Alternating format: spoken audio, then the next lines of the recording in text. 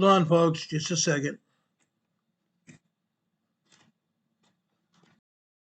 When you're starting to fall.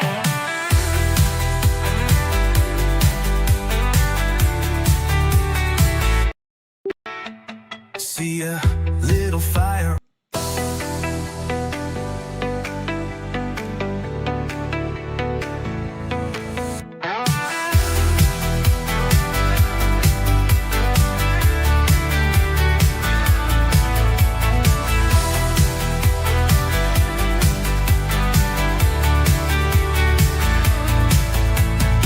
Woke up this morning, sun's a bit hazy. Checking the forecast, things looking crazy. A storm on the horizon, the pressure is low.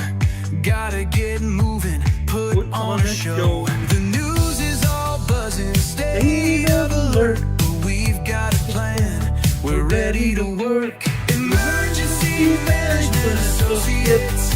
We're here for the crisis, we're here for the fates. From the first sign of trouble to the all clear sign, we're on the front lines, we're one of a kind. Emergency Management Associates. We're the calm in the chaos, we're opening gates, connecting the dots and making the calls. We're picking you up when you're starting to fall.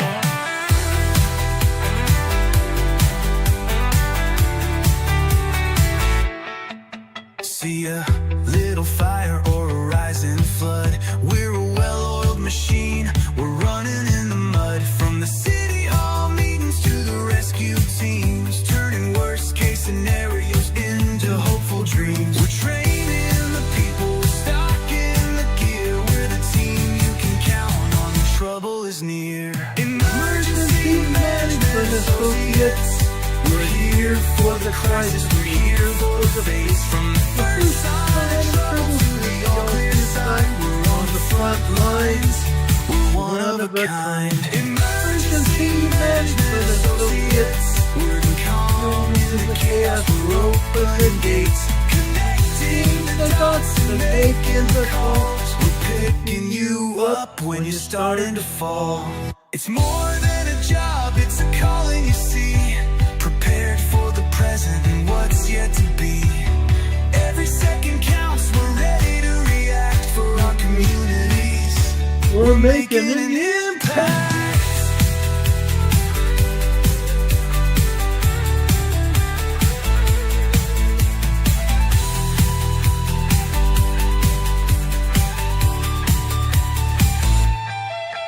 Emergency Management Associates. We're here for the crisis, we're here for the fates. From the first sign of trouble to the all clear sign, we're on the front lines, we're one of a kind. Emergency Management Associates. We're the calm in the chaos, we're open the gates, connecting the dots and making the calls. We're picking you up when you started to fall. Yeah, we're picking you up, we're ready to go. Let's get this show on the road. Guys, should we get this show on the road? I think we shall. This is Emergency Management Associates, guys. We're here for you right now on the air. It's a pleasure to be with you. It's fun, guys. This is a fun time here on Emergency Management Associates every day. We're grateful to be here with you. We're coming to you from the Area Command, 392 miles west of Kitty Hawk Beach, North Carolina, on the East Coast, on the Eastern Continental Divide of the United States of America. We're broadcasting not just to the United States, not just to Mexico, not just to Canada, but all over the world. The first thing we want to talk about is a major earthquake. Okay? This, I believe, was close to a major earthquake. This was at least a 6.3 earthquake in Mexico today, southern Mexico. Southern Mexico, guys. Big earthquake. Big earthquake. Okay? It was a 6.5 earthquake, epicenter in the Guerrero state in southern Mexico. 6.5 earthquake. But I have it on good authority. that this earthquake was possibly as large as a 7.0 major quake. All the activity points to that. I went to the back seismology study page earlier this morning after the earthquake hit, and I went there and found that we had seismographs upwards of 7.0 earthquake. So this may have been a 7.0 earthquake. Let's show what the cameras showed in Acapulco. This is the water in Acapulco. Watch this. Okay? What we're going to show you here is very important. Very, very important. Okay? This is a camera looking over the water in Acapulco.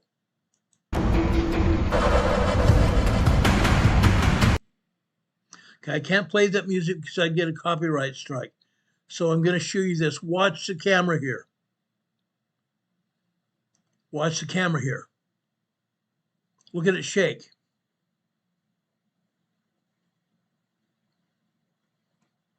Earthquake was in the Guerrero State south, about 200 miles south of Acapulco. Look at it again. Look at this boat approaching Acapulco Harbor here, approaching the beaches. This was a short-lived earthquake. The camera visibly trembles on impact after the earthquake hits. There was no tsunami here, guys. There was absolutely no tsunami at all. I'll tell you why. Okay? This earthquake occurred inland. This earthquake occurred probably close to 150, 200 miles inland in southern Mexico. Let me show you something else.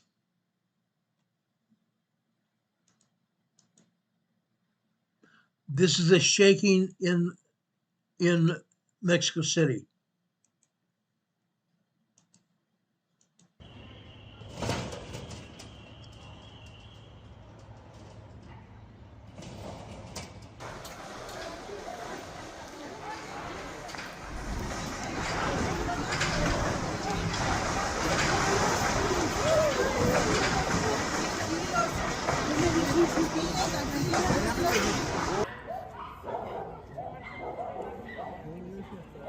The people had evacuated some of the apartments and condominiums above the shops here in downtown Mexico City. This is after the earthquake. But look at these cracks in the walls. The plaster fell from the walls. Look at this hole in the wall. The plaster fell off the wall onto the bathroom sink.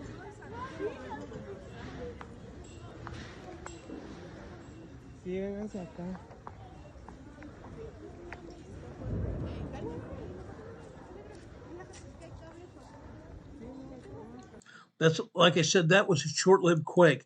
Something else that everyone needs to know about. When this earthquake hit, President Sheinbaum had been starting her news conference. She was holding a news conference the first day of the year. Look at this.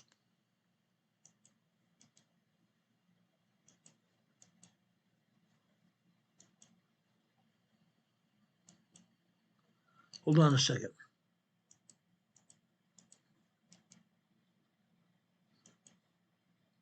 Yeah, those are earthquake alarms that went off during a press conference by Mexico's president. We do have breaking news out of Mexico where a preliminary 6.5 magnitude earthquake hit this morning.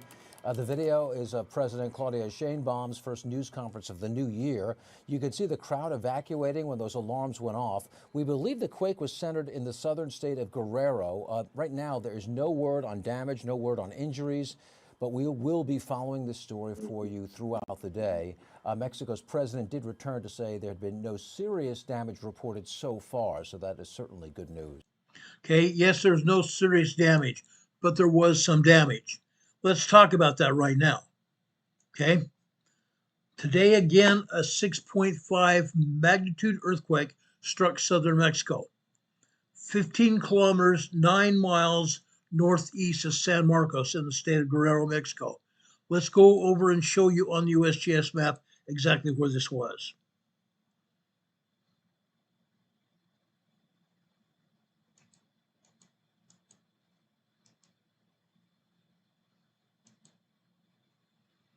I'm going to take down the the banner, the EMA banner, and our webcam here. I want to show you where this earthquake occurred in southern Mexico. Right here, southern Mexico. Look what they're not showing you. Look what they're not showing you, guys. They're showing you 3 aftershocks, nothing else. All kinds of earthquakes happened today in southern Mexico, and they're showing us 4 earthquakes. This was a 6.5, possibly as large as a 7.0 earthquake. This is supposedly occurring 2 miles, 1 kilometer northwest of Rancho Viejo, Mexico. Let's zoom in here.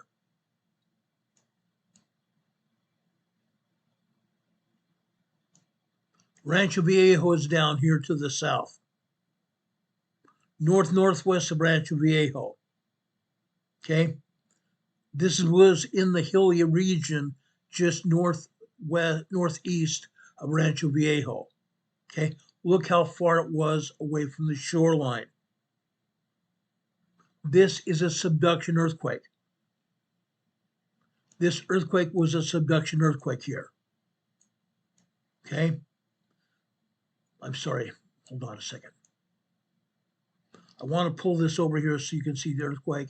I'm going to also put up our webcam here. I want to first talk about subduction quakes. Subduction quakes are when one plate subducts under the other, just like this. That's what happened today. The Cocos plate subducted under the North American plate. Subducted under the North American plate. This is still North America right here. Okay, what happened here? The Cocos plate subducted underneath the other plate. Okay, first, it went about 14 miles to the east. The Cocos plate subducted underneath the North American plate here, and it went east about, I'm going to say, just barely underneath the plate. 14 miles east. After that, it took a deep dive 40 miles west, almost straight downward into the core of the earth.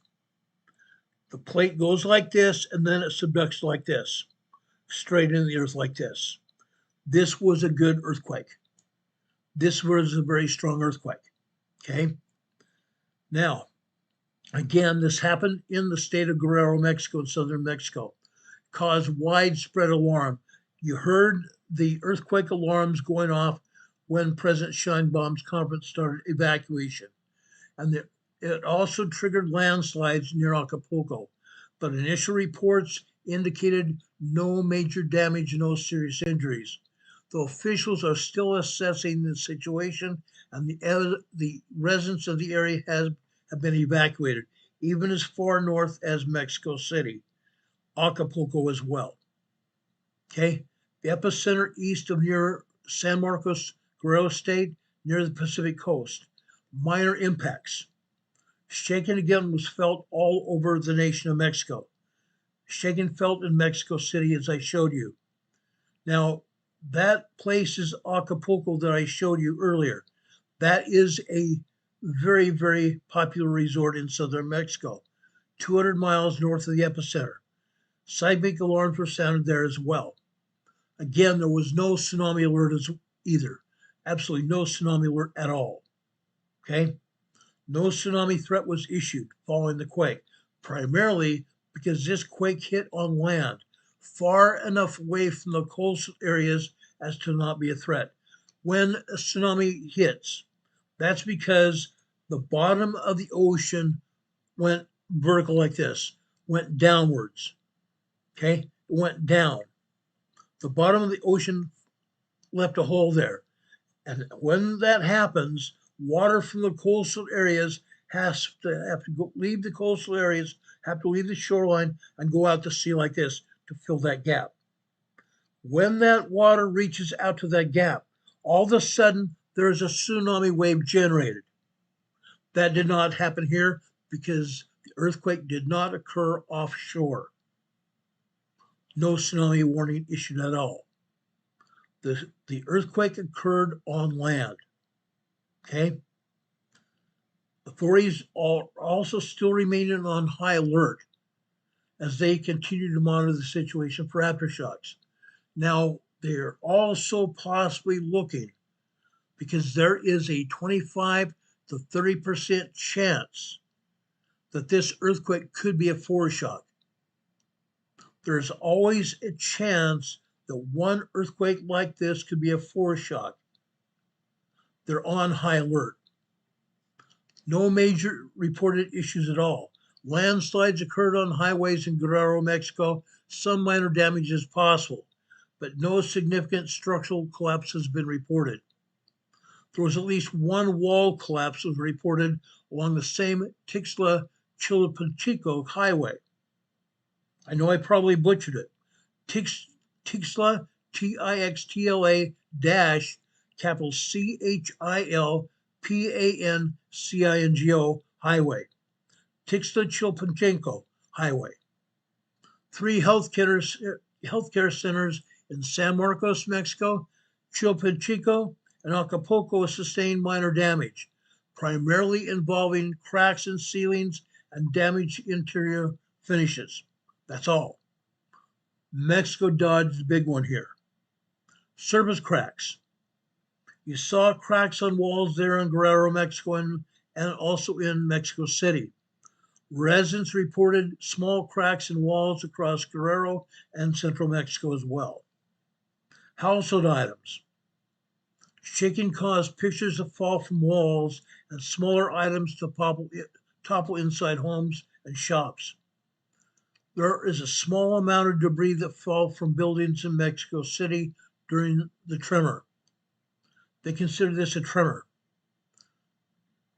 There was a brief service cut for communications that was reported in communities along the coastal Chica area southeast of Acapulco, making it very difficult for residents to reach others initially. While assessments are ongoing, officials have stated that most schools and workplaces in the areas have remained closed, at least temporarily, so inspectors could check for hidden structural damage. The region around San Marcos, Guerrero, Mexico, is geologically defined by its position in the Mexican subduction zone. The Mexican subduction zone, southern Mexico, where the Cocos Plate, the Cocos Oceanic Plate dives deep underneath the North American continental plate, just like that. Okay? Today's earthquake occurred in what is named the Guerrero Seismic Zone. San Marcos lies within or adjacent to the Guerrero Seismic Gap, which is a 200-kilometer long segment of the subduction zone. It hasn't experienced a major quake it has experienced quakes underneath 8 magnitude, but they have had no 8 magnitude or greater earthquakes since 1911. They're due for it, right? Over 200 years since the last major quake. Yes, they've had 7.0s, but they've never had a major quake over 8 magnitude quake since 1911. Plate dynamics. The Cocos Plate subducts at a shallow angle only 15% to a depth of about 40 kilometers. Then it flattens out and extends inland before eventually bending downward like this. This region is famous for slow slip events, or what they call silent earthquakes. Silent earthquakes that release energy over days or months without causing anything major. Okay, this happens over days or even months. That doesn't cause anything major at all. These kind of earthquakes occur roughly every 3 to 4 years. President Sheinbaum, as I said before, President Sheinbaum was speaking in Mexico City when this happened. There was no reported or serious damage at all. Again, this was a subduction earthquake. Now, when a significant tremor hits and prompts evacuations, The magnitude 6.5 quake in Mexico appears to have caused more panic and minor disruptions like landslides than widespread destruction. That's according to early reports.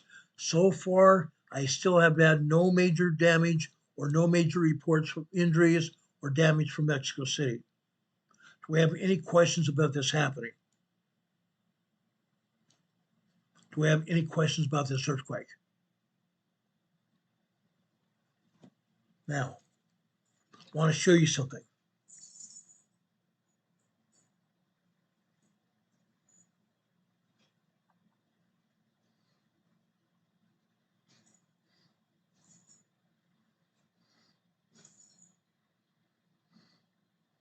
Just a second here.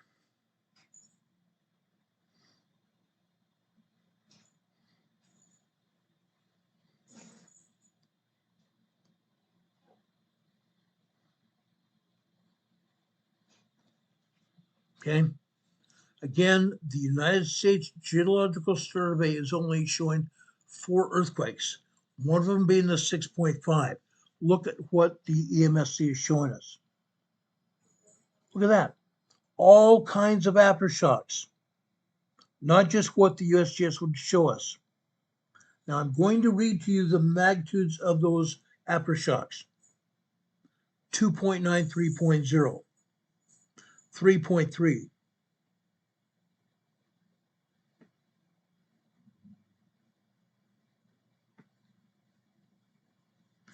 4.2.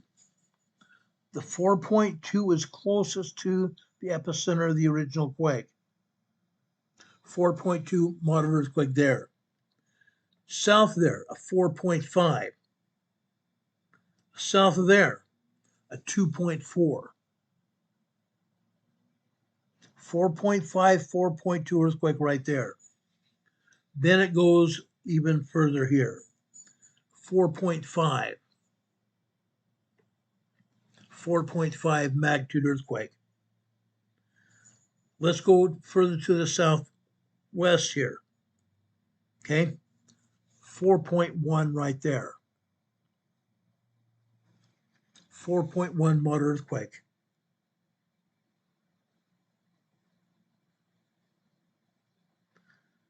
Four point 4.0, 4.1, 4.1, 4.0, 4.2, 4.2,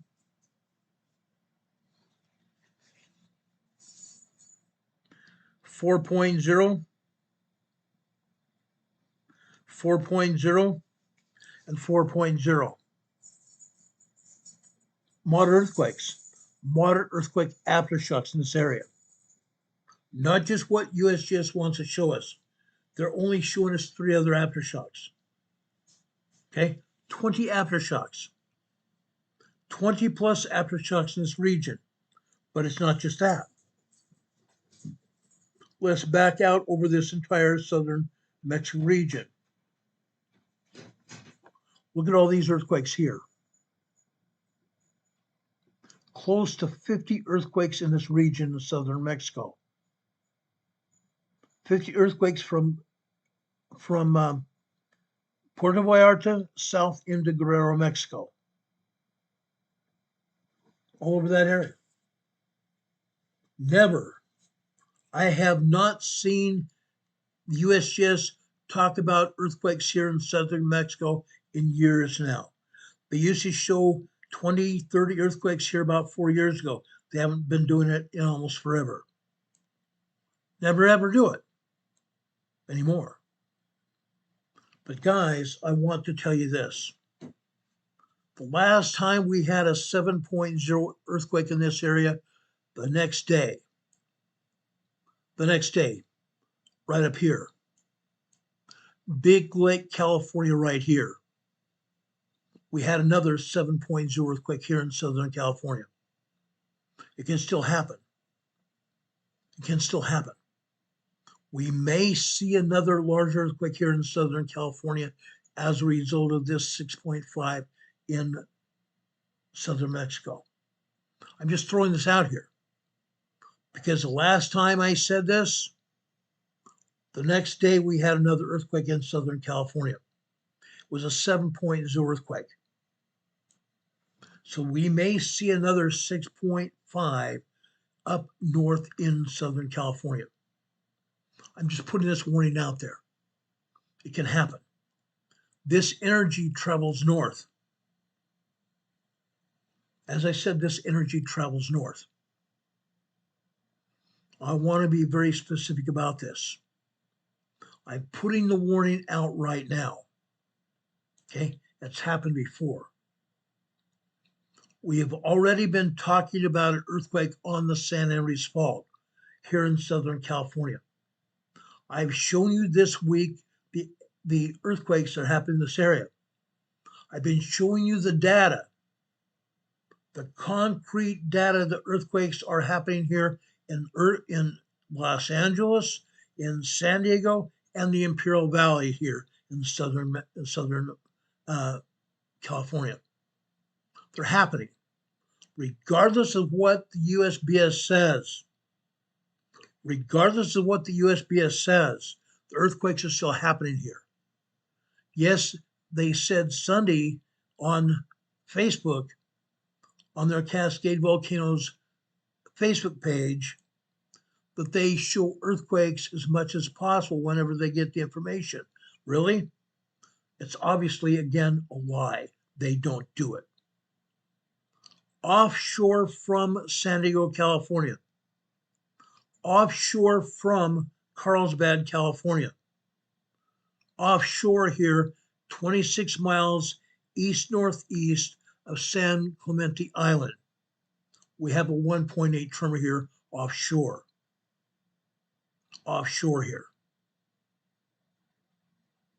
But they're not showing hardly anything else going on, as is norm for USGS.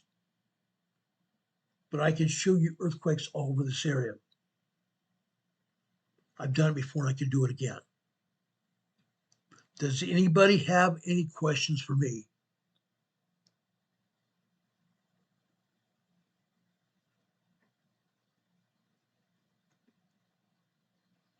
Kitty Haven's asking why they don't. It's very simple. They don't want anybody to know what's going on, because if people really knew what was happening, they would leave Southern California area. They would leave Oregon. They would not necessarily leave the state, but they would leave the coastal areas. They know what's going to happen. The United States Geological Survey, the state of California, the state of Oregon, and Washington State, they know the seismic activity exists. They don't want to tell us because the politicians have told them not to. The politicians have told the United States Geological Survey to shut up, not put out the information, because the populace would leave. I spoke about this the other day when I was talking about LA. Okay? They don't want anybody to know what's going on, because if people knew that, residents would leave. Residents would book out of the area. If residents book out of the area, who would hit the stores to buy anything? Nobody. If the stores are not there, the customers in the stores are not there, then the stores would also close. Who would pay the taxes? The residents aren't there. The shop owners are not there. Who would pay the taxes? Who would keep the lights on in the counties and the cities? Nobody. Nobody. Who would repair the roads? Nobody. Who would pay the politicians? Nobody. The politicians would then be out of work. That's why the United States Geological Survey is not talking. The politicians don't want to lose their jobs. They want to keep the cities and counties open as long as possible. There's only one situation in Washington State. There's only one situation in Washington State just outside east of Seattle, Washington. East of Seattle, Washington, they build a high school. They build a high school on top of a hillside. They said it's about 1,000 feet high off the ocean. Not inland necessarily. Yes, it's inland, but it's 1,000 feet higher than the ocean. They believe that because of that, that is one place people can go to as well as students to be safe in that high school. But that's the only place. That's the only place. Notice today, they are not showing any earthquakes at Mount Rainier or Mount St. Helens. The primary volcanoes that could erupt, they're not showing anything at all. That's a travesty. They know darn well what's going to happen. They know darn well what's going to happen. The Puget Sound area is ripe for an eruption. It's ripe for a Cascadia earthquake. They know what's going to happen. They don't want to tell anybody. They don't want anybody to know. Guys, this area is ripe for a major destruction. The Cascadia megathrust earthquake is going to hit, probably within the next 5 years.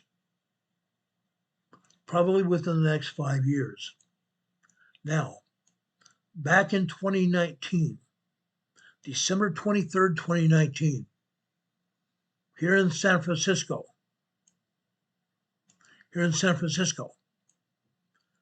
the geologists and seismologists had a conference here. Chris Goldfinger, who was at the time the professor of geology at Oregon State University, told the assembly that the Cascadia earthquake would trigger the San Andreas Fault.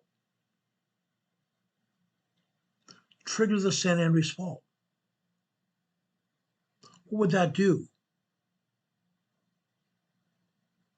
I have explained over the past years what that would do.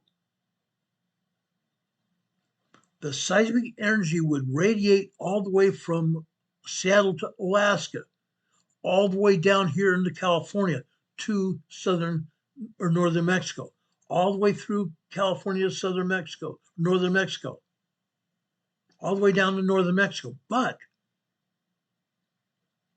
it's not just a San Andreas Fault we're worried about. That earthquake is such a huge earthquake, it's going to shake the entire continent. It's going to shake Canada and the entire United States over to the east side of the countries.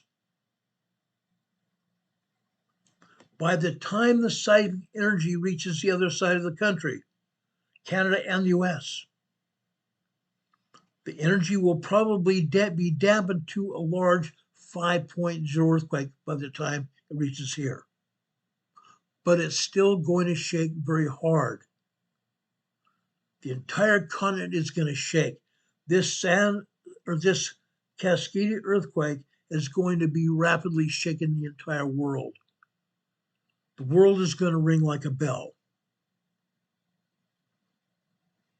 The world is going to ring like a bell. But meantime, we've had a 7 or 6.5 earthquake in southern Mexico. I believe we're going to have another earthquake in Southern California within the next 24 hours. I'm warning everybody in Southern California, Los Angeles, San Diego, and the Imperial Valley, Riverside, San Bernardino County, Orange County. Be aware that we may have a very strong to a major earthquake in Southern California, possibly as early as tomorrow, as a result of this 6.5 earthquake in southern Mexico. As I said, it's happened before, it's going to happen again. Don't know for sure, but we believe it could happen. I'm just putting people on notice. Jamie Wilk is asking, how big will the earthquake be? I'm going to say at least a 6.0 earthquake. If and when it does happen, it will probably be at least as big as a 6.0 earthquake, maybe larger. I'm just putting that out there for you. You need to be aware of it. It's happened before. I forecasted it and it happened. Those of you that have been with me for the past almost 7 years, you saw me talk about it a few years ago when it happened. You saw me talk about it when it happened. Everybody's going, you hit it on the button, Rod. Hit it on the button. It's going to happen again. Let's go over here near Boston, up here on the northeast coast of the United States, just northwest of Boston. This is a minor 2.1 earthquake here. Massachusetts, as my dad would say. 2.1 minor earthquake. This happens to be 5.4 miles deep. Very shallow quake. Minor earthquake. They say it's 1 mile northwest of Milford, New Hampshire. Guess what? I'm going to take it one step further. They said it's 1 mile northwest. I'm going to say it's in. It is in Milford, New Hampshire. It's in Milford, New Hampshire right there. 2.1 minor earthquake. Nobody felt it. Nobody can feel a 2.1 earthquake, but it happened. This earthquake is on the Appalachian Fault. The foothills of the Appalachian Fault, the Eastern Continental Divide. The Eastern Continental Divide, guys. Beware. Beware. Now, guys, there's also a huge storm going through this area. Very cold storm, a nor'easter. You guys are going to see snow and blowing snow here. You guys are going to see very cold temperatures. I hope you're ready for it. I hope you're ready. Okay? My dear friend, Don Padoka, he put up a chat message here I want you to know about. He says, willful ignorance is refusing to witness or vet the actual issue. The bliss of naivete. If we ignore it, it does not exist. Camping like you're homeless. Playing soon in your own neighborhood, camping like you're homeless. You might be homeless if when this happens. When a major event happens, you could be homeless. Berlinda's in Florida. She says she's in Florida. She's been running her water at night because it's gotten below freezing. That's a good idea.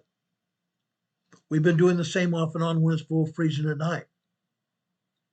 Usually it's been up in the 50s during the day, so even though we have a 30-degree temperature, which is in Fahrenheit below freezing, the ground's not going to freeze at that temperature.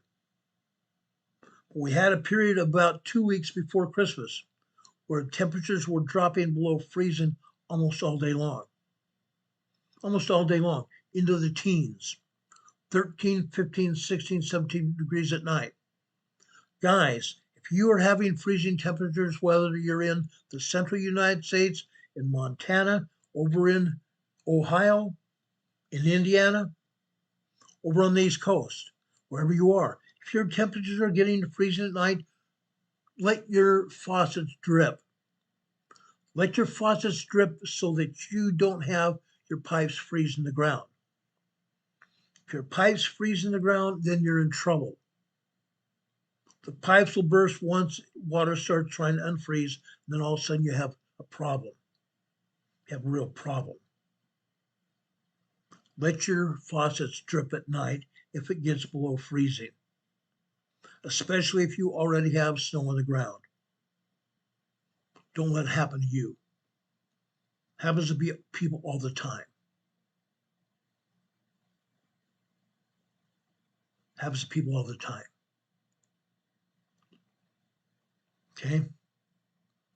As you can see, the USGS is not showing all the earthquakes at all. At all. I want to talk about a few large earthquakes here. Then I'm going to talk about our topic of the day. I'll get to that in just a minute. Down here in the South Pacific Ocean, on the Antarctic Ridge, here, right here, we have a 5.0 earthquake here. A 5.0 earthquake here in the South Pacific. Okay? On the Antarctic Ridge. We saw this same thing happen over here in the Indian Ocean. I thought for sure that this energy would go up through the Carlsberg Ridge here in the Indian Ocean. It did not. It's gone east.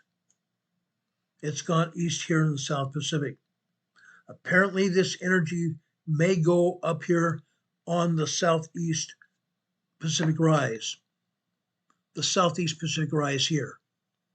In which case, it could go over here into Central America or into southern Mexico.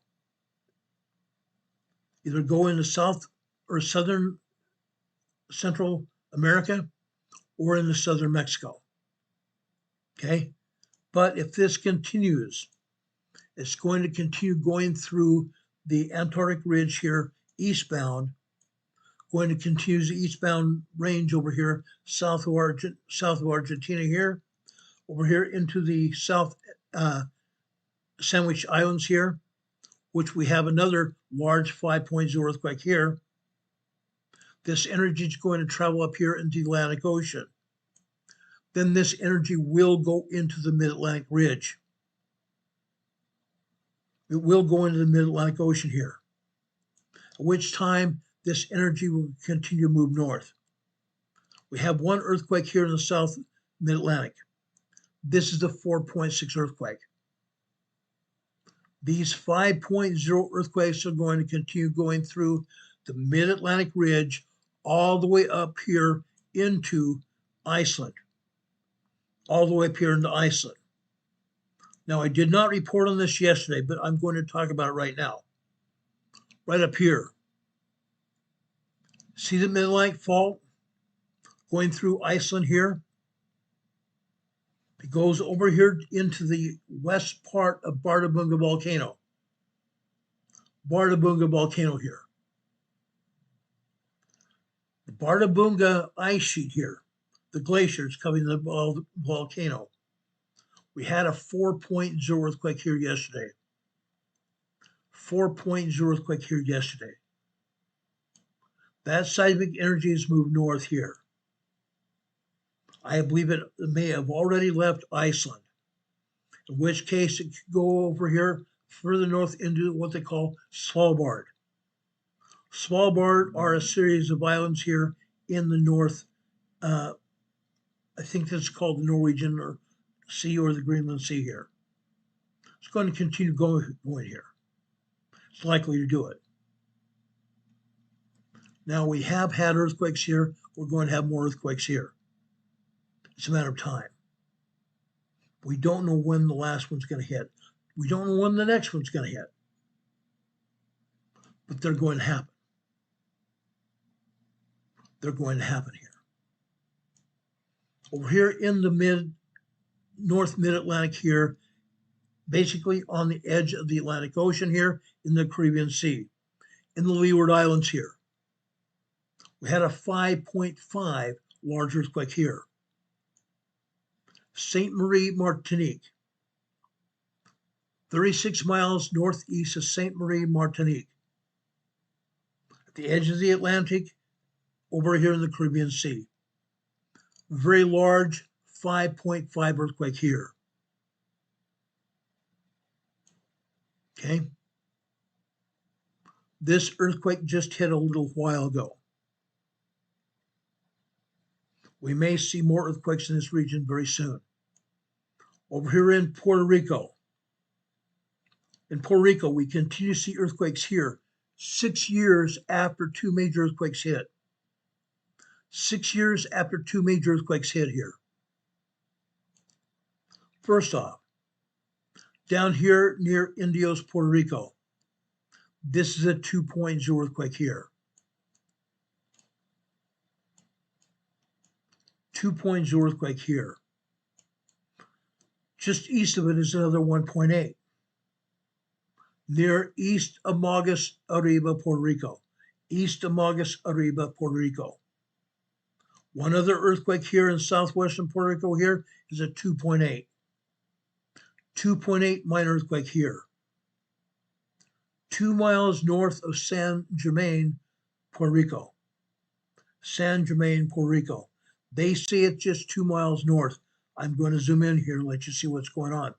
There's St. Germain right there. It's in the hillside here, in the foothills of St. Germain, Puerto Rico. Okay. What happened here 6 years ago? December 26th and December 28th. December 26th, we had an 8.0 earthquake here. Along the coastline here, southern Puerto Rico, southwestern Puerto Rico. 2 days later, December 28th, we had an 8.4 earthquake here. Huge damages. It shut off the electricity throughout Puerto Rico. It damaged homes and buildings all over southern Puerto Rico. On December 28th, after the second earthquake hit, again, they were major 8.0 plus earthquakes. The second earthquake was an 8.4 when it hit down here near La Pulgura, Puerto Rico. There was a great big, huge sandstone arch here. Huge sandstone arch like you'd see in Arches National Park, Utah. On the coastline here. When that 8.4 earthquake hit, it leveled that arch. Now it's just a bunch of sandstones and sand on the beaches of La Pulgura, Puerto Rico. Nothing's left. That kind of major earthquake happens. They happen. Unfortunately, that was a man-made earthquake. Both of those were man-made earthquakes. How did that happen? I'm going to explain this once again. Every once in a while, I have the time to explain it. I'm going to explain it right now. Note here on our webcam, please do not post this on the chat. Please do not post this on the chat. This agency in Alaska, in Norway, and in Russia, actually not America, but I'm sorry, it should have been Australia. Norway, northwestern Australia, and Russia. They lit off the antennas here, lit off the high frequency radio equipment here in Norway, northwestern Australia, and Russia. Lit them off. They triangulated Puerto Rico, causing those earthquakes. That's what happens. That's what happens. Okay? This other earthquake that happened here in the Mona Pass here. The Mona Passage here is the body of water between Puerto Rico and the Dominican Republic here. This earthquake right here is a 3.3. This earthquake has nothing to do with what happened in southwestern Puerto Rico. This earthquake has everything else to do with what happens to the north. What happens to the north here?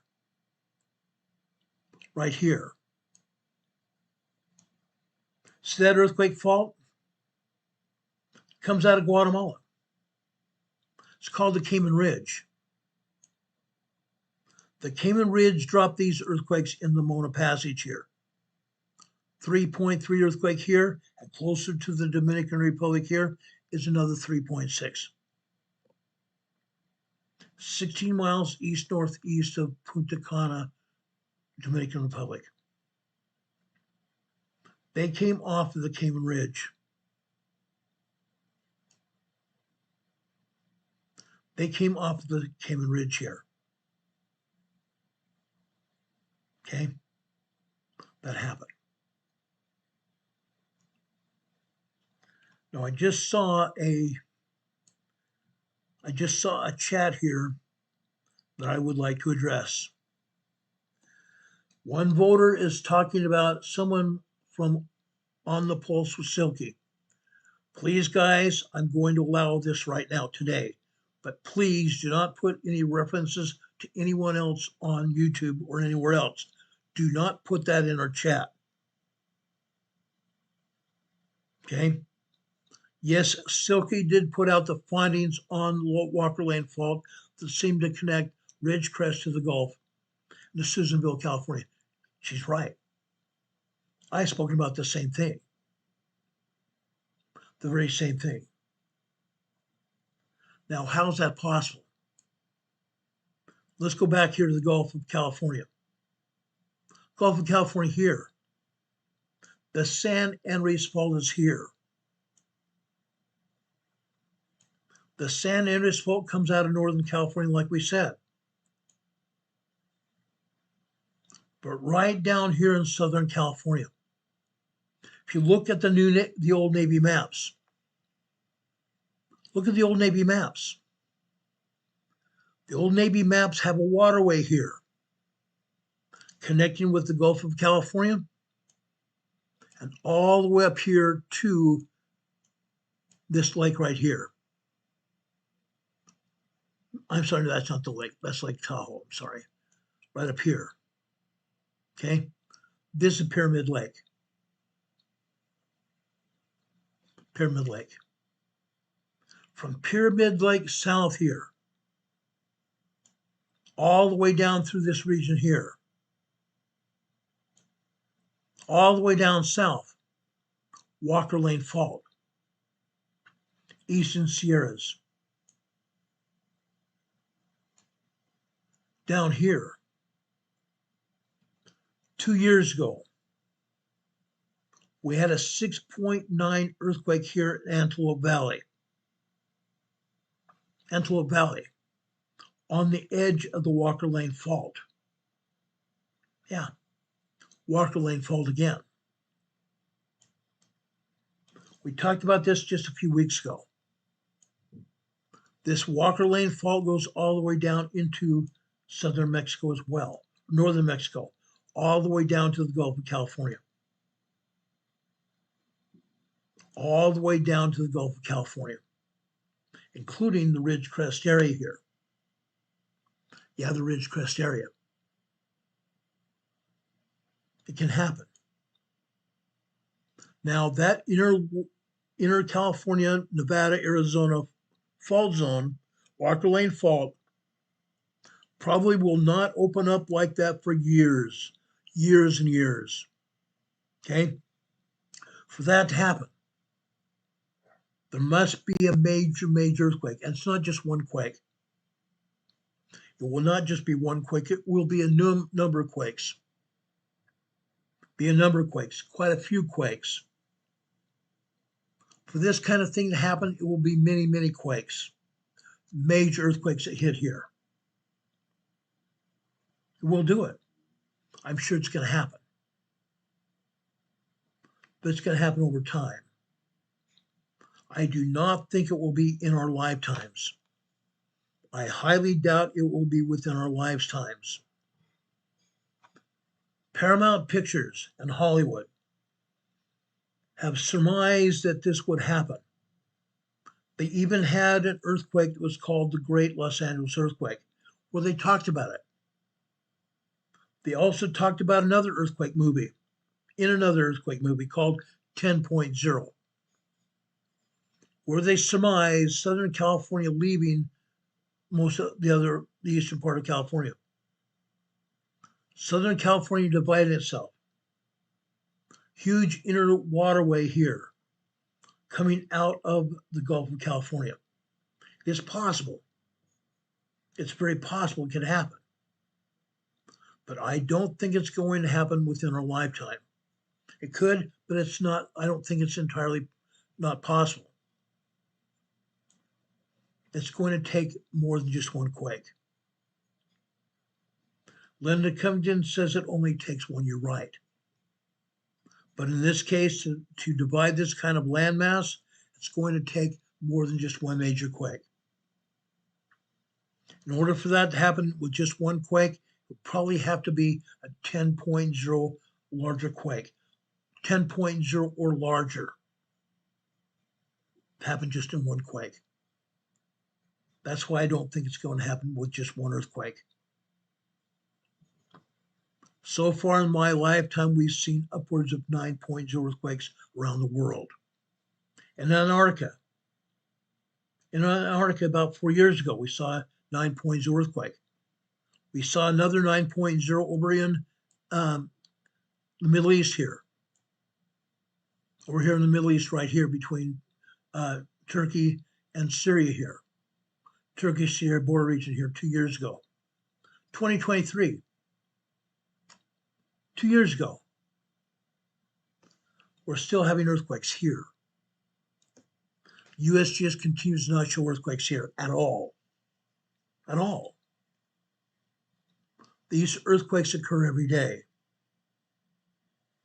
These earthquakes here occur every day. They're aftershocks of a 9.0, 10.0 earthquake that happened here February 3rd, 2023.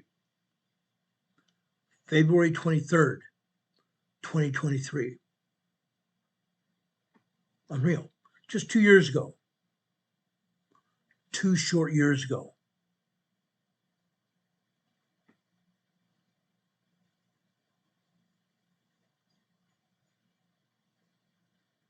I'm going to show you something here, just a second here.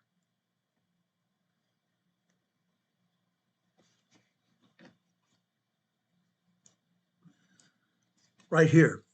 This is that same area. Look at the earthquakes here. Close to 40 earthquakes here in this region. USGS doesn't show one. Not one single earthquake here. Southeastern Turkey. This is a 1.6 tremor here. Excuse me, I'm sorry.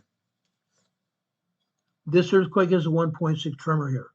South of there, we have another 1.6. South there, we have a 0.7 microquake.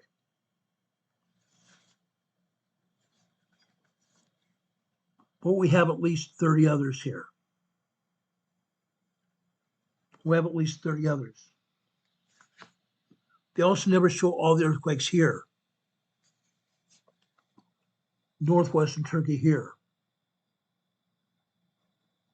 50 plus earthquakes here in northwestern Turkey. 2 days ago, we had over 100 earthquakes here.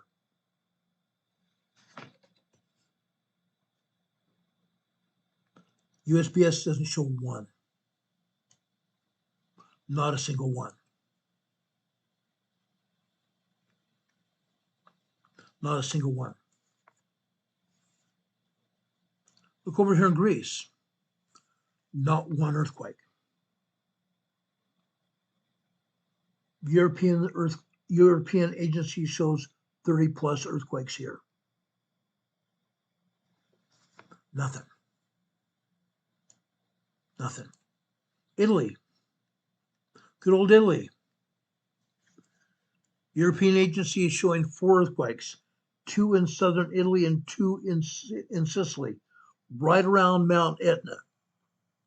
Right around Mount Etna down here in northeastern Sicily. This is a 1.3 tremor here. This is a 1.0 tremor here. Not far from Mount Etna. But no one is showing earthquakes at all down here near Mount Vesuvius. No one's showing any earthquakes at all. Why?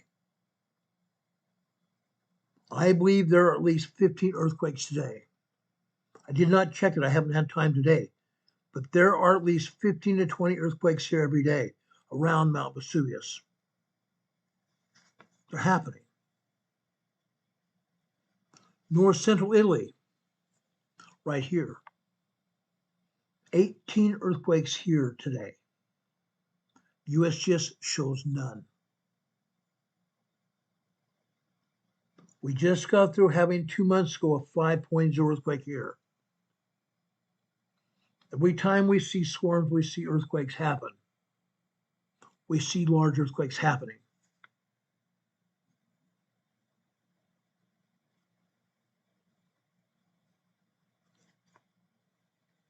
We see large earthquakes happening. But USGS continues to deny anything's going on. Yeah. Basically denying it happens. Let's go back over to here to the United States, then we'll talk about our main topic tonight, preparedness. Okay? Want to talk about northeastern United States and Canada here. Right up in this area here. Okay? Canada. Port Cartier, Quebec, Canada. Port Cartier, Quebec, Canada. A 0.6 microquake. Okay? Here is 0.72 microquake here. Okay? That's near St. Paul, Quebec, Canada. Further to the west, Maniwaki, Quebec, Canada. 34 miles west of Maniwaki, Quebec, Canada. 1.33 tremor there. Over near Milford, New Hampshire, we have another earthquake here. We had an earthquake here yesterday. This is a 2.1 minor earthquake here. Milford, New Hampshire. On the Appalachian Fault. This again is the East Continental Divide. Eastern Continental Divide. Okay, they happen. And USGS says nothing about it.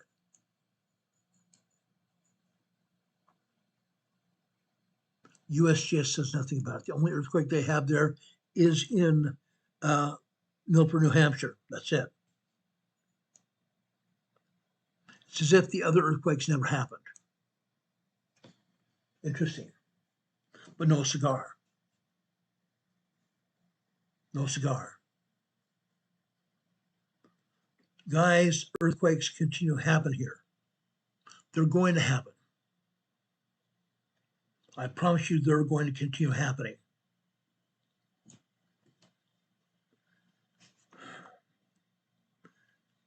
Yes, we've seen earthquakes in England. We're not seeing any today.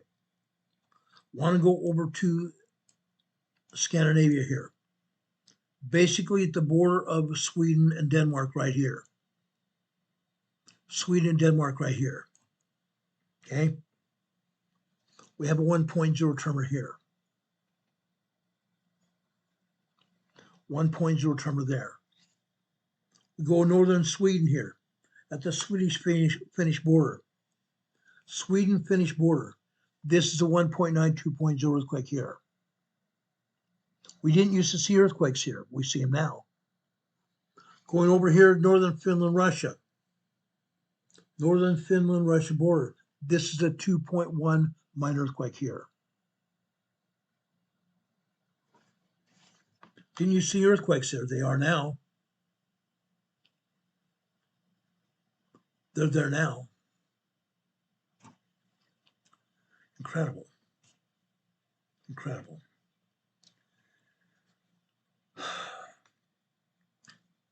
Do we have any questions before we turn off this the USGS map? I've got a lot of information I want to share with you today. I want to try to save some lives here today. Okay? I want to try to save some lives. Now, why am I here today? Why am I here today?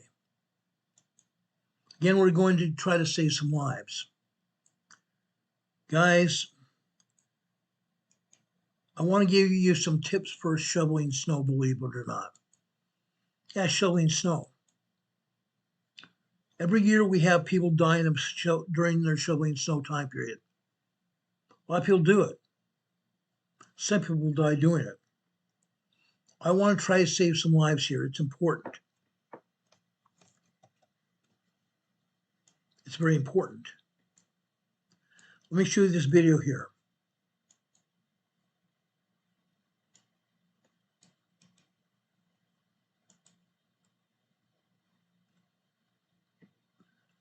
Avoid injury and improving efficiency with tips from a physical therapist. Okay? I think it's important. I'm going to give you some tips here. First, for life's most essential resources, water knows 100 ways to kill you if you're not careful.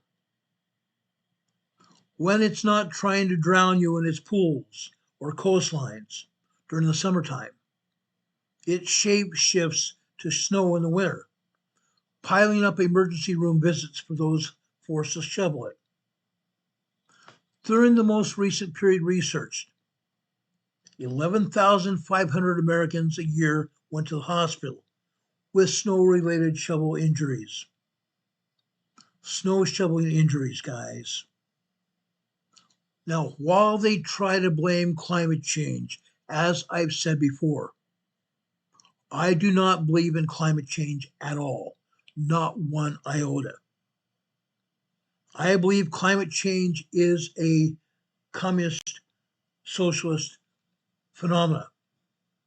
They want to say climate change is responsible for snow, responsible for tornadoes, responsible for hurricanes. I don't believe one word about that. But I do believe climate is cyclical.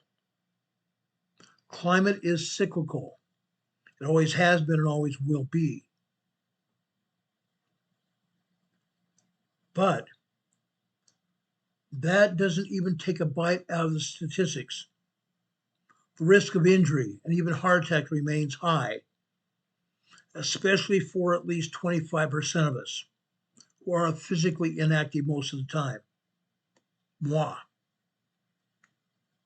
Studies have found that shoveling snow is as strenuous as a maximum exercise routine where you're using 80 to 90% of your maximum heart rate. Yeah, 80 to 90% of your maximum heart rate. The people who are at most risk are folks who are generally sedentary.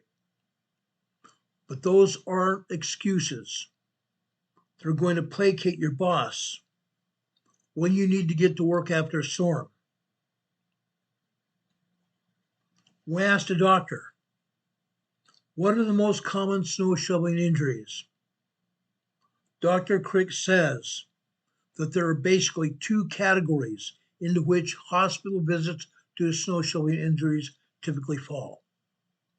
Musculoskeletal injuries are muscle mass around our bones. Lower back is usually number one. I have my major problems with my low back right now. That's not because of snow shoveling necessarily. Mine was auto accident injuries causing my low sciatic back to have problems now. Yes, I have shoveled snow. A lot of snow over years. Even as lately as even 3 years ago. We had about 6 to 8 inches of snow here in Morganton, North Carolina. We had snow in Santa, Utah. We had a lot of snow in Denver. In Denver, I had my truck that had almost 6 feet of snow on top of it. 6 feet of snow actually fell over a 3-day period. It was actually more than that. The first day, 3 feet of snow fell. The second day, 3 feet of snow fell, and nearly 3 feet of snow fell after that. Nearly 9 feet of snow in Denver. Yeah. They wanted me to go in. They even offered to come get me with a police car.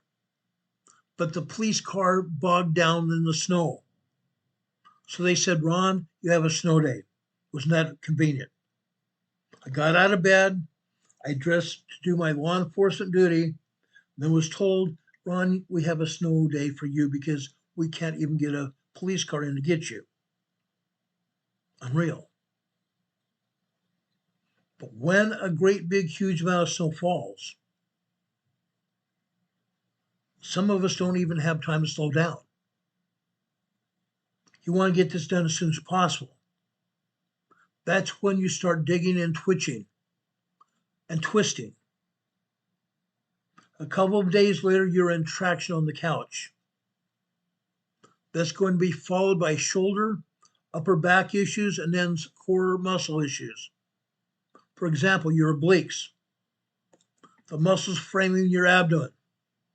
Also injured in twisting motions, shoveling snow, twisting.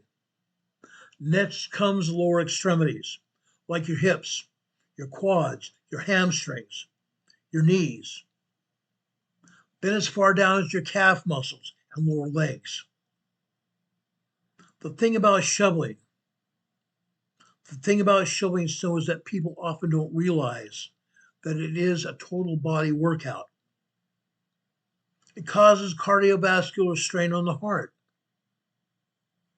All this exercise brings us to the heart, an underrated area of concern on which snow shoveling can place an outsized demand.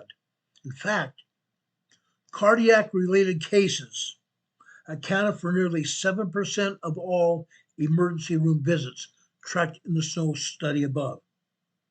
What we're talking about.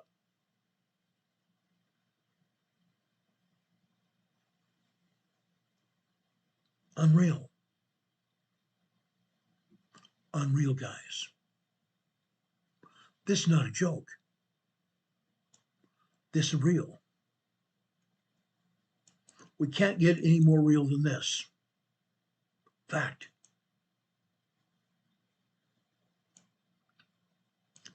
Now we're talking about folks who have heart disease. Most of these people have heart disease. Okay? People have different forms of cardiac pathology. People that have narrowing arteries, or maybe their entire artery, their heart artery is blocked, or they have a bulb that they didn't even know they had, a bulge in the artery muscle. Then they have an arterial blowout. Somebody's going to the gym all the time. Could it happen to them? Yes, absolutely. Even somebody that's going to the gym all the time. But they're less at risk than folks who go out there just trying to get the job done. So they might be able to just get to work. Or maybe they want to go out in their backyard. Or maybe they just want to see their sidewalk clear because the law says it has to be clear. Let me give you 10 tips for injury-free snow shoveling. Warm up first. Warm up first. Then you can take yourself out to the snowbank. Think about shoveling as a form of exercise. As with any exercise, you need to prime your body for activity. If you're going to run a mile, you're going to just get out. Are you just going to get out on the track and start running? No. What are we going to do? We're going to stretch. We're going to warm our body up, warm our muscles up. It doesn't have to be necessarily a long time, but it could be like 5 or 10 minutes of warm up. Further, take this warm up to a new level. Take it up to a new level. Don't just stretch. Move, move, move, move. Maybe run in place. Run in place. Get your heart muscle running. Get the muscles moving. Next, after you do that, before you go out, you need to wear slip-resistant footwear. Safe, effective shoveling starts with stable base. And existential to that are your feet that stay where they are intended to be. So in addition to a shoe that's waterproof and insulated, you want to have one with deep lugs for traction and ankle support as well. My right ankle is weak. When I was a police officer, I wore a high level boot over my ankle, help put strength around my ankle to support my ankle and my lower leg. I wore boots. Maybe you need to do the same thing. My hiking boots went over my ankle itself, not high type, not high boots, but they went over my ankle. They had deep lugs. They helped support my foot to keep it from sliding. You want to prevent further sliding on the ice. Strike the right stance as well. Strike the right stance when you're shoveling. Ensure proper body mechanics to keep injuries from happening. Make the correct carriage while shoveling snow your top priority.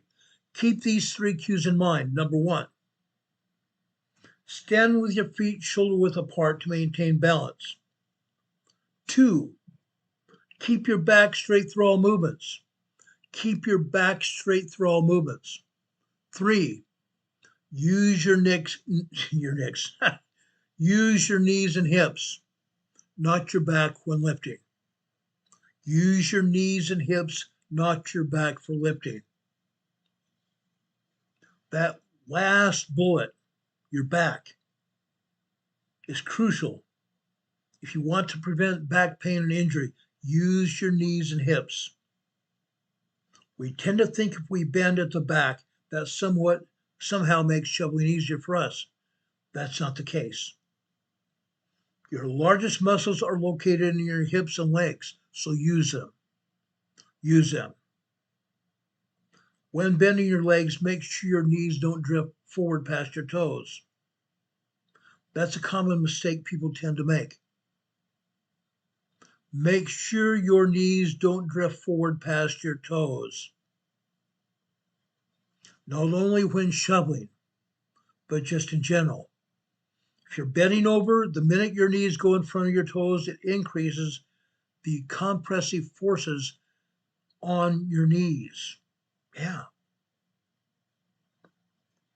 So a common thing we say in physical therapy is don't be afraid to stick your butt out.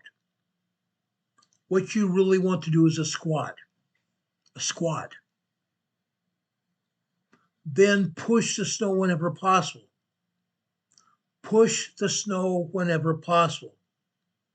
The best way to avoid the strain associated with lifting is not lift at all. Use your shovel more like a snowplow. Do that as much as you can. Plow the snow. If the snow is light enough, simply push it along makes it a lot easier on your back. Pushing the snow along makes it a lot easier on your back. Lift more small loads. Don't lift large loads. If you do not need lift, consider scooping more often in smaller amounts as opposed to trying to ladle up the entire driveway in a single bound.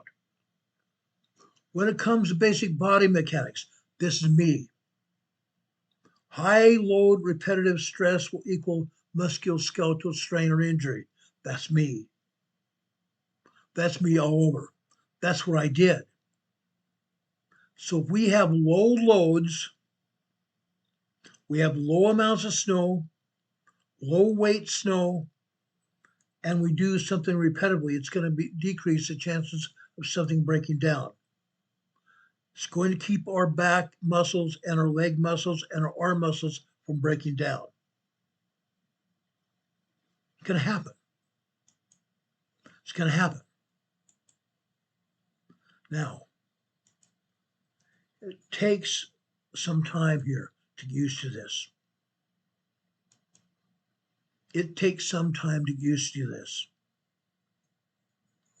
Okay? While it may take a little extra time, you end up saving your back and your shoulders. Carol used to complain when I was out in Santa, Utah. When she helped me shovel snow, her shoulder hurt. Her shoulder hurt. That's because she was twisting and using her shoulders to move snow. Avoid twisting. The image that snow shoveling most often conjures is digging and hoisting over alternate shoulders. Hoisting over alternate shoulders. Don't do it. That's a blueprint for what they call bursitis. Bursitis. Rather than rotating your trunk, pivot your entire body. Pivot your entire body for lateral movements. Rotating the oblique. Rotating your oblique, this center mass of muscles, your core muscles. Okay? Rotating the oblique and core muscle strains them sometimes when we're throwing snow back over our shoulders. Don't throw snow over your shoulders. Throw it to the side.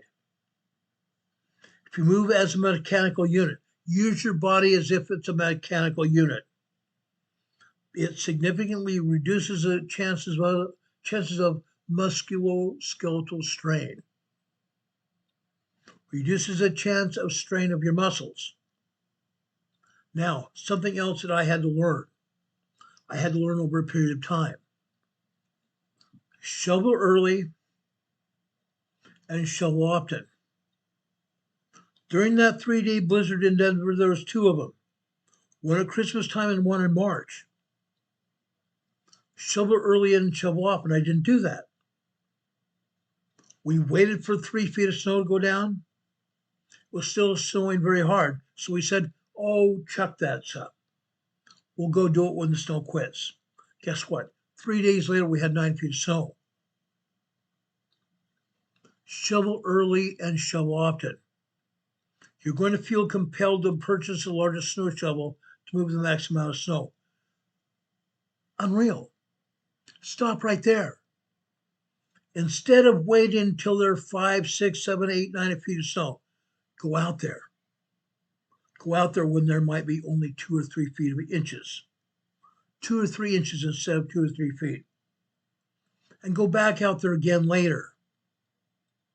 2 inches every 4 hours is better than 8 inches at the end, or 10 or 12 inches, or 3 feet, or 6 feet, or 9 feet, as I did 1 year. I've spent 2 or 3 hours shoveling repetitively, over an entire day, rather than spending 5 or 6 hours at a time, ruining my muscles, ruining my back, ruining my feet. One other thing that people forget, take a break. Drink plenty of water. When you're out there shoveling snow, you're losing water from your body. You're sweating. Muscles perform better when they're hydrated. And believe it or not, more people tend to be dehydrated in the winter than in the summer. That's because you're drinking less water. That's because when we're cold, the body decreases blood flow to our extremities to centralize heat at the core. This can disrupt hormonal commands to retain water and trigger thirst, reducing the desire to drink it up by up to 40%, and completely doubling and depleting our reservoirs. Yeah, doubling, depleting our reservoirs.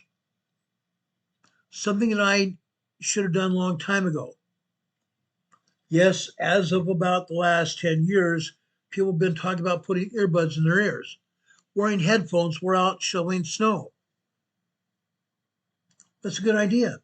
If you have a playlist to get you amped up while exercising, use it. Use it while shoveling snow. Just throw your earbuds in your ears and treat it like any other workout. Of course, you don't get really into it when you're out there again shoveling snow over your shoulders.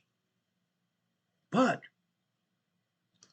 doing all the other ill-advised things can make it less enjoyable. But if you have some music, and you may even find yourself shoveling to the beat. Think about conducting music out there with the snow. Conducting music as a conductor, this time shoveling snow. Something else you might do if you have the opportunity or the resources, outsource the workload. There's no time to be a hero out here. However, some of us may have 5 to 7-year-olds. You may have 10 to 15-year-olds, 15 to 20-year-olds. Use them as well. Start making them earning their keep. Conscript them and anyone else in your household to help you shovel snow. as long as they follow those previous tips of exercising, warming up before you go out there. Kids like snow for the most part. So if you have family members, get them out there to help you. It should not be just one person workout. Again, 5 warm outs to do before you shovel snow. Perform each one of these following movements before you go out and pick up a snow shovel. Light march. Light march. Again, you could even run in place, walk in place. A light march. This simple activity will get blood flowing to your working muscles. Stand with your feet hip distance apart, your arms at your sides. Lift your right arm off the ground while simulating like this, simultaneously bending your left elbow as if you were walking. Switch arms and legs and continue walking vigorously in place for 1 or 2 minutes. Arm circles. Arm circles by taking the shoulder joints through a wide range of motion.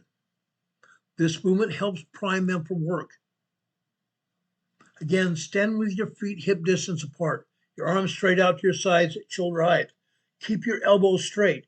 Rotate your arms forward, drawing large circles with your hands. Rotate your arms forward, drawing large circles with your hands. This will help you.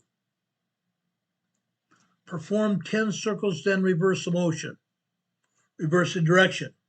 Rotating your arms backward 10 more times. Then trunk rotations like this. This warm-up will ready your core and your oblique muscles, which can strain during rotational movements as shoveling snow. Again, stand with your feet hip distance apart, your arms out to your sides, your elbows and knees slightly bent. Keeping your back straight, rotate your torso right and pivoting on the ball of your feet to the left, like this. Switch direction, rotating your torso to the left and pivoting on your right foot. Continue that for 30-60 seconds. Then one thing out there, single leg hamstring stretch. Part of keeping your back limber is keeping your hamstrings planted.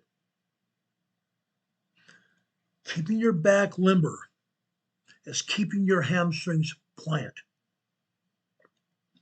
Stand with the feet staggered, one foot slightly in front of the other like this. Okay? The right foot out about 1 foot ahead of your left foot. Keeping your right heel planted. Straighten your right knee and lift your right toes off the ground. Straighten your right knee and lift your right toes off the ground. Maintain a slight bend in your left leg. Maintain a slight bend in your left leg. This is going to help you. I promise you this will help you guys. Now,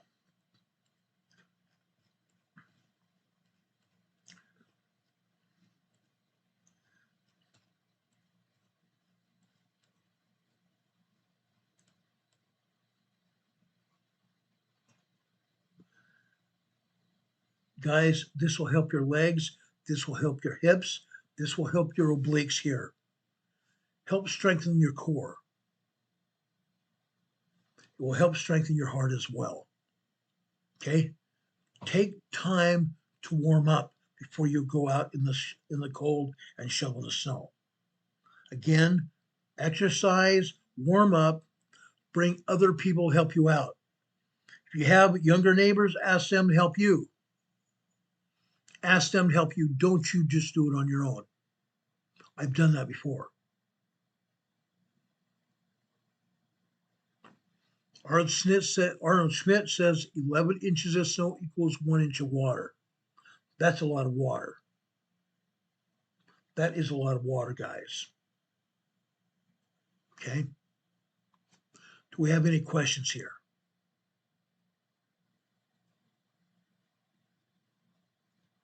Do we have any questions? I know I've covered this rather fast here, but I want to get this out today. A lot of us are going to be shoveling snow in the next 3 months, maybe even 4 months into April. Most of us will see the snow gone between now and March, by the end of March. Some people will have snow in April. When I was in Fargo, we had snow until May. Yes, until May. From September into May, unreal. It happened. It happened. I want to get this information out to you because I think it will help you. Help all of us. One, to stay fit, and two, to be ready to evacuate or help us during any emergency. Help us. I promise you that. Do we have any questions?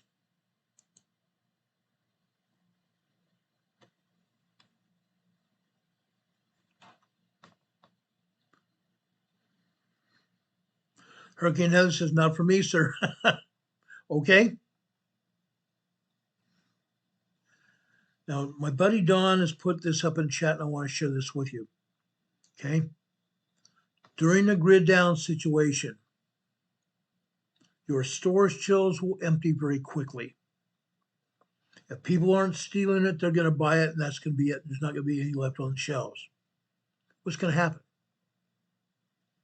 When you go there to get anything you need, make sure you only take cash. Because their cash registers won't be operational.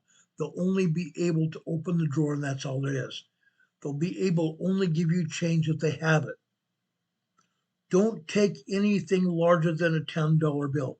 Most of your cash should be $1 bills.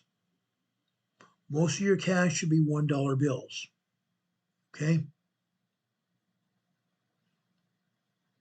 You'll maybe only be able to get what you need if you're lucky. Okay? You may be limited to what you already have. That's why we talk about preparedness every day. Almost every day we talk about emergency preparedness. It's a thing we do. It's what we do. What we have in our homes, in our pantries, on our shelves of our homes, or in our rooms. It might be all that we have. Might have to make do. We might have to do it by ourselves. We might have to improvise. We need to get used to doing it now. Get used to doing it now, guys. That's the important part of this whole thing. Keely Haven is saying, can you cover water next time? I surely can. Storing and filtering water, I absolutely can. I have an entire presentation on water. I absolutely can. I can tell you what I've done before, what I continue to do now. Art Smith says he's offered to sell his snow to people in Arizona, but they said they are allergic to it. Yes, most of the snowbirds in Arizona move there during the snow months, so they don't have to worry about it. Yeah, I'm very familiar with snowbirds in Arizona. Unreal. Anyway, guys, before I leave you today, it's Friday. Every time I end this program, I try to leave you with a small devotional. That's what I'm going to do right now. I'm going over the Beatitudes, okay? In the book of Matthew, in the 5th chapter. Today, I'm going to start with verse 10. Blessed are they who are persecuted for righteousness' sake, for theirs is the kingdom of heaven. Blessed are ye when men shall revile you and persecute you, and shall say all manner of evil against you falsely for my sake. Rejoice and be exceedingly glad, for great is your reward in heaven. For so persecuted they the prophets which were before you. Ye are the salt of the earth. Ye are the salt of the earth. But if the salt hath lost its savor, wherewith shall it be salted? It is henceforth good for nothing, but to be cast out, and to be trodden under the foot of men. Ye are the light of the world. A city that is set on the hill cannot be hid. Neither do men light a candle and put it on a candlestick and put it under a bushel, but on the candlestick, and give light unto all that are in the house. Let your light so shine before men, that they may see your good works and glorify your Father which is in heaven. That's what we need to do.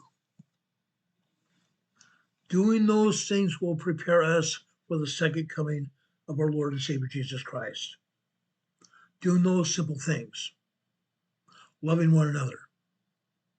Charity suffereth much and is kind. Let's do those things, brothers and sisters. Let's do it now. Now is the time, right now. May God be with you this day and always. Brothers and sisters, ladies and gentlemen, I love you. That's why I'm here. I'm trying to help you. I'm trying to help each one of us here. That's why I do these things. This is the weekend. If anything else happens tonight or tomorrow or Sunday, we will be back on the air to talk about it as soon as the information becomes available. On Sunday at 12:30 noon, we come on the air on this channel for our Sunday school program,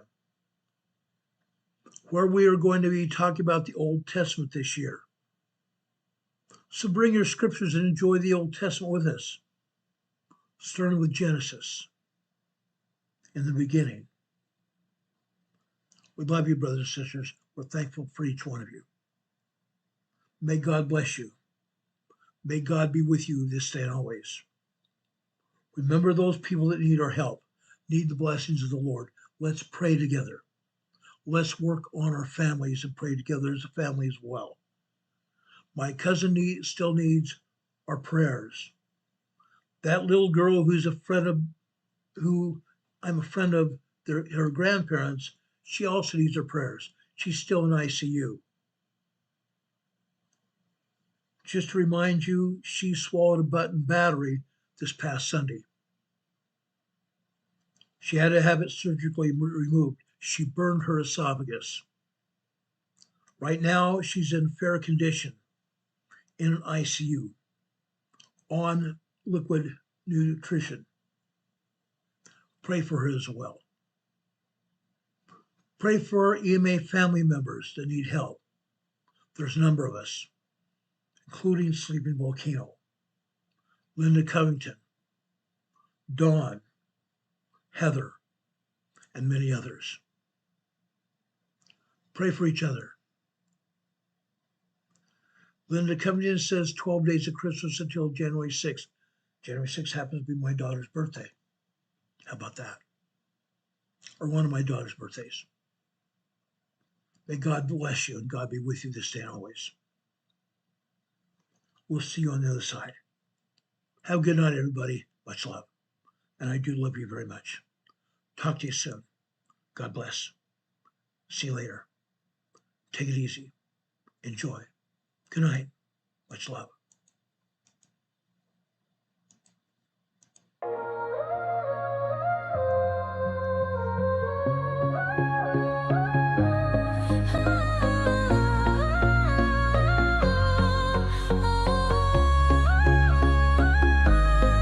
Here at Emergency Management Associates, we're dedicated and true, bringing you the essential knowledge, helping you see things through. From disaster preparedness to navigating recovery's embrace, we're here to guide you in every unpredictable time and place.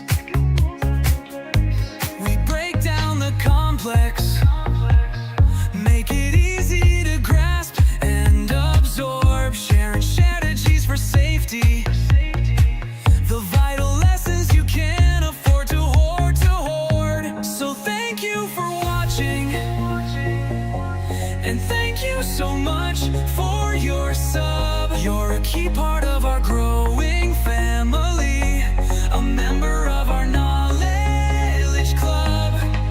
With every like, every share, and every comment you send our way, our critical message spreads further, helping more people every single day. Together we're stronger and more prepared. That's the truth we all abide. You help us build resilience with nowhere for uncertainty to hide. Your engagement truly inspires us. Your feedback acts as a guiding light, helping us continually grow and making our channel's future bright. We're always learning, always striving to be better. Bring you the most up-to-date information, no matter the weather. Emergency Management Associates is here for you now and forever, it's true. Keep watching, keep learning, because we truly appreciate all that you do. Thank you.